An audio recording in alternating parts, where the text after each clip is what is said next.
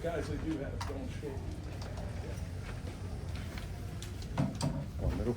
No, baby, you ready. You guys are on the deal, man. Good afternoon. We have head coach Jim Fleming, safety Emmanuel Gomes, and quarterback Devin Farrell. We'll start off with a statement from coach, and then I'll open it up for questions. Great victory, a great CAA victory versus a very good CAA team. You know, I thought Maine came in well prepared. I thought we came in well prepared, and we won the day. You know, pretty clean game, truthfully. I mean, there was some crazy stuff out there with the Tommy Smith completion and the hit off on the kickoff, and those two things were pretty wild. But you know, our kids do what they have been doing. You know, no panic. We went in with a lead at halftime. Knew that we wanted to win in the fourth quarter.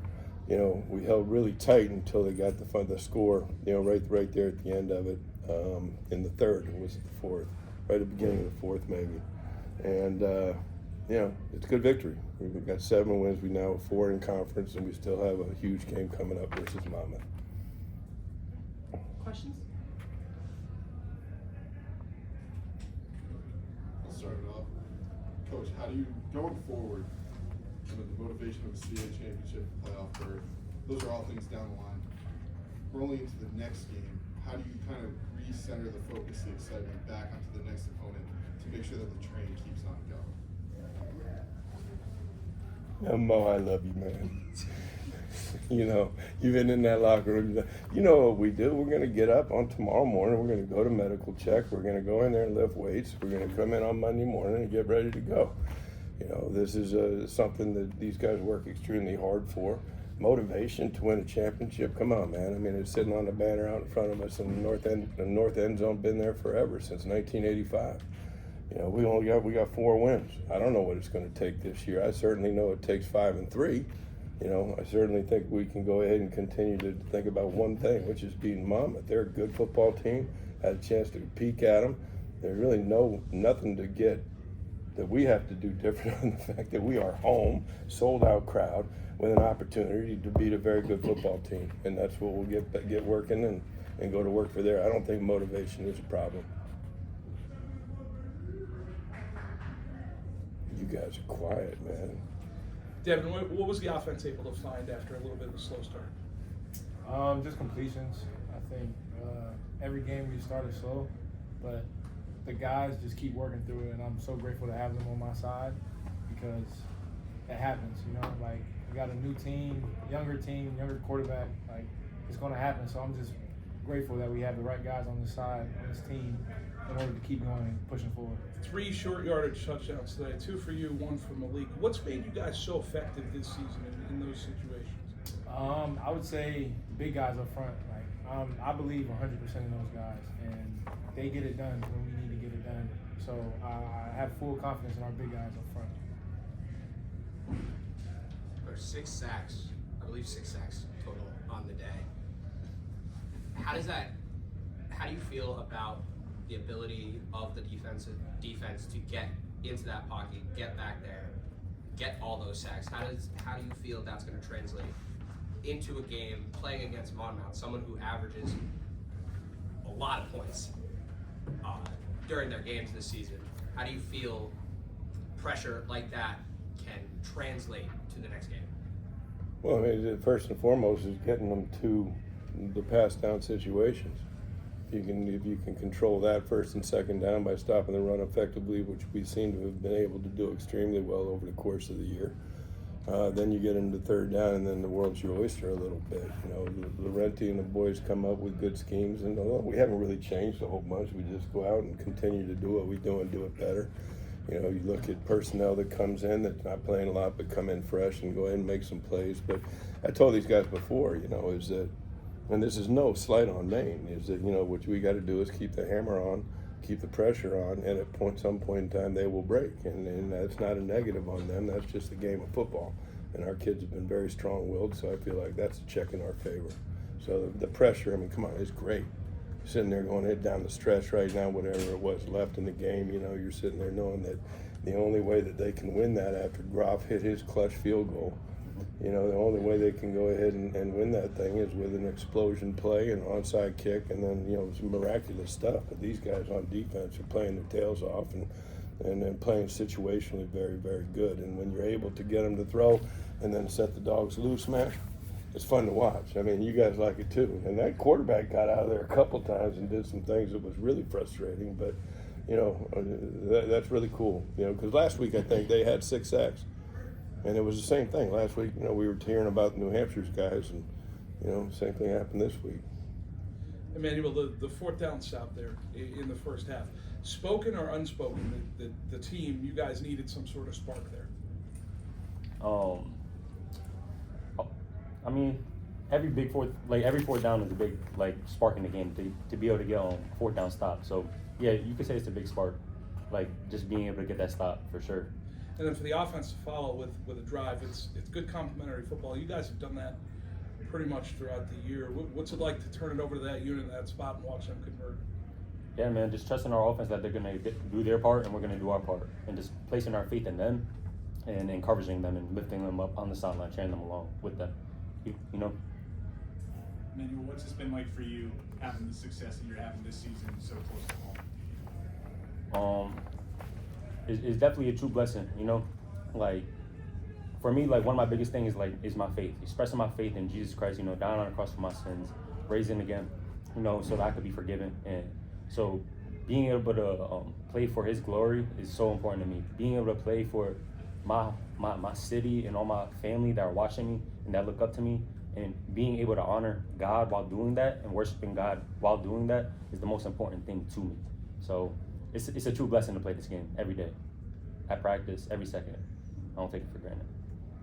Coach, you talk a lot about preparation, which obviously is quite literally what a coach does, I guess. But when you deal with the wind and factors like that you don't know about until you get on field level, right? What is that process like? How specific do you and your staff have to get in assessing everything at field level before you make decisions? At field level, I'm confused. So when you're on the field, the wind, you can't prepare for the wind on Thursday when you guys are going through schemes and things of that nature. So when you get out on the field and you realize that the wind is blowing, in this case today, from right to left from your perspective, right?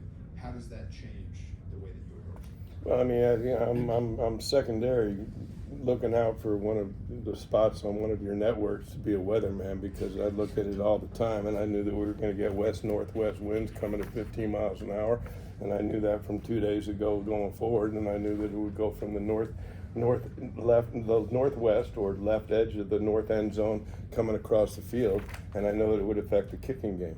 It was a decision that was made at halftime to give them, you know, it's a major decision to make what you're going to do in the second half in terms of which way you kick the football. We want to win in the 4th quarter.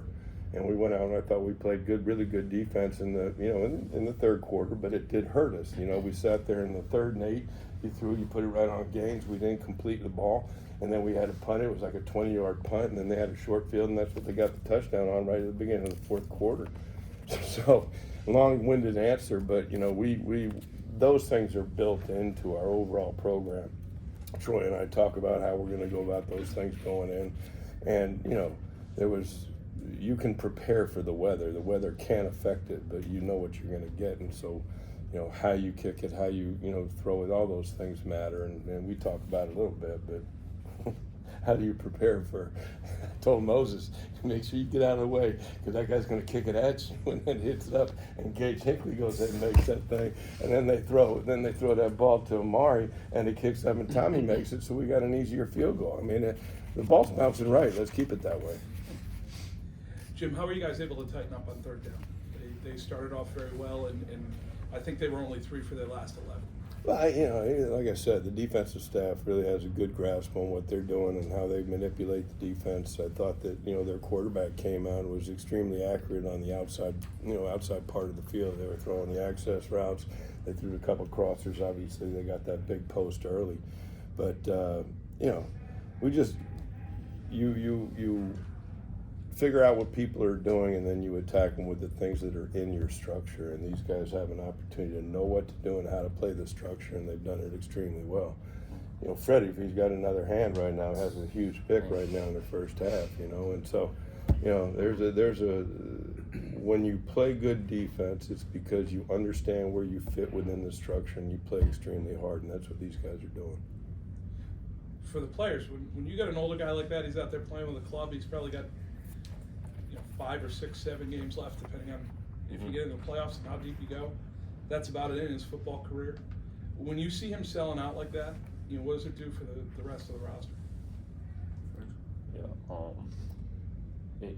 Man, it's inspiring. Like to be like he don't even got just a hand. Like he messed up his shoulder two games ago, and his shoulder popped out and he came back and played.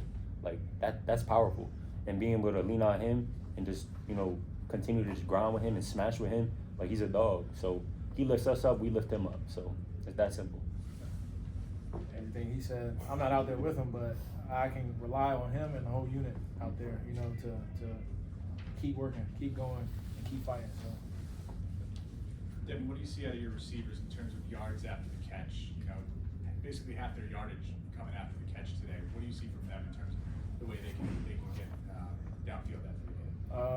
I think we're starting to find our rhythm, find our mojo, and they've been capable of that. I haven't been able to get them the ball early on, and that's my problem, my fault. But I always knew they had that, so I'm just glad that it's starting to come at the right time, And I love those guys. Like they work, so I'm proud of them. Those yards after catch, if I can jump in on that right now, are as a result of a ball being perfectly placed to allow them to run. And that was obvious on Tommy's big play and a couple of the others. So a lot of credit to him. Don't let him short sell himself. Jim, being where you are in the standings right now, halfway, getting late in the season, I want to say you've been here before, but what's the message moving forward? I don't know if we have been here before. I mean, is it next game is the next game in November? November 2nd. So, I mean, you've been through September and October. And October has always been, that month where we have, taken a dip. And we haven't. And so we're going into November with a very challenging schedule, but tremendous belief and a good football team. So, I mean, it's just going to be 1 week at a time. And each week, if we can improve every week, then we'll have a chance to play a lot of football, and that's what we want to do. Today was your third sellout in 4. And next week looks like your fourth in 5. I wonder just how much you guys feel that support from the school, from the community.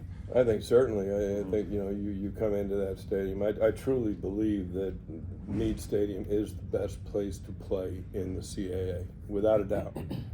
I can't think of another environment that is as electric, right? I mean, we've been around.